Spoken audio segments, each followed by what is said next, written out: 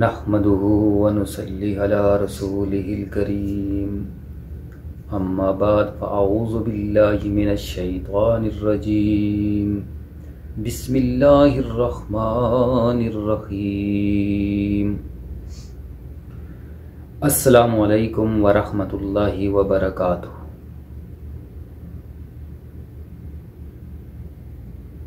उम्मीद करता हूँ कि आप सब मेरी वीडियो सुनने वाले सब खैर खैरियत आफ़ियत से होंगे और आप जहाँ भी हों अल्लाह ताला आपको अपनी हिफाजत में रखे।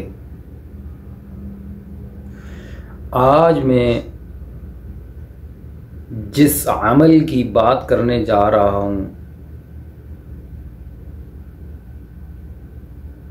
जो अमल आपको सिखाने जा रहा हूँ, वो इंतहाई ख़तरनाक है और बहुत ही डेंजर है, जो कभी ख़ता नहीं जाएगा। ये अमल दुश्मन की बर्बादी के लिए अमल है, दुश्मन की तबाही के लिए है, दुश्मन को ख़त्म करने के लिए है, दुश्मन को बर्बादी के दहाने पर ले जाने वाला अमल है और दुश्मन को लूला और लंगड़ा करने वाला अमल है। इंतहाई खतरनाक अमल है और इसको करने के लिए आपने कई बार सोचना है, क्योंकि किसी को न हक नुकसान नहीं देना। कोई हकीकतन ऐसा आपका दुश्मन हो जिससे आपका छुटकारा न हो सके तो फिर ये अमल करें। लेकिन असल ये है कि आप मुआफ़ कर दें, सबसे अच्छा और बेहतर बात है, क्योंकि मुआफ़ करना ये अल्लाह ताला की सिफत है। इन्नल्लाह गफूरुर रहीम। तो सबसे पहले अपने अंदर मुआफ़ करने वाली सिफत पैदा करें।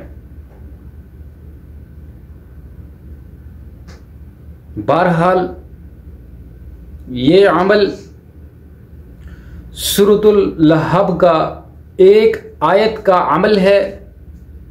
तब्बत यदा अबी लहबिन व तब। ये सूरत लहब कुरान करीम की आखिरी सूरतों में है और इसका शान नुज़ूल मुख्तसरन में आपके सामने रखूंगा ताकि आपको इस अमल की अहमियत का पता चल सके कि ये अमल कितनी तासीर रखता है, कितना मुजर्रब है, कितना सख्त है। इस सूरत का शान नुज़ूल ये है कि हुजूर पाक सल्लल्लाहु अलैहि वसल्लम जब दावत तबलीग देने के लिए लोगों का मजमा इकट्ठा किया, दावत तबलीग शुरू की, अल्लाह की तौहीद बयान की, तो उस वक़्त अबू लहब जो हुजूर सल्लल्लाहु अलैहि वसल्लम के चाचा हैं, उन्होंने हुजूर सल्लल्लाहु अलैहि वसल्लम की तौहीन की, अल-इयाज़ु बिल्लाह, बुरे लफ्ज़ों से पुकारा। तो रब आसमानों पर अपनी नबी की शान के लिए जोश में आया और ये सूरत नाज़िल फरमाई, तब्बत यदा अबी लहबिन व तब, कि हलाक हो जाए अबू लहब के हाथ टूट जाएं और वो टूट गए।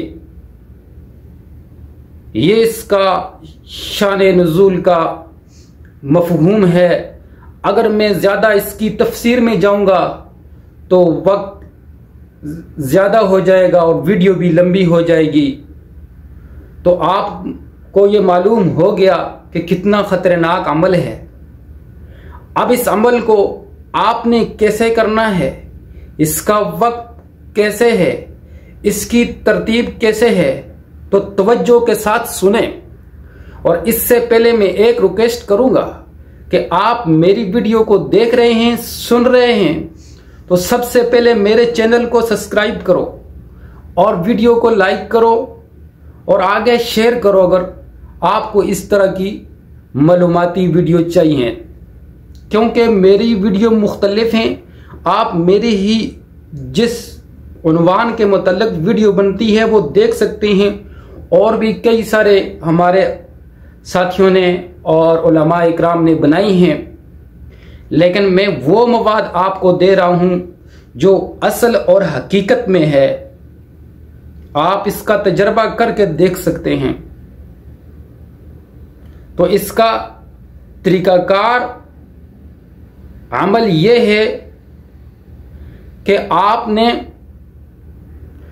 10 मुहर्रम की इशा की नमाज से लेकर 10 मुहर्रम की फजर की नमाज से पहले पहले ये अमल करना है। यानी इसका वक्त यही है। इस दरमियान में ये आपने अमल करना है। अमल मुख्तसर है। वो इस तरह कि आपने 2 रकत नमाज नफल तहज्जुद की नीयत से पढ़ लेने हैं।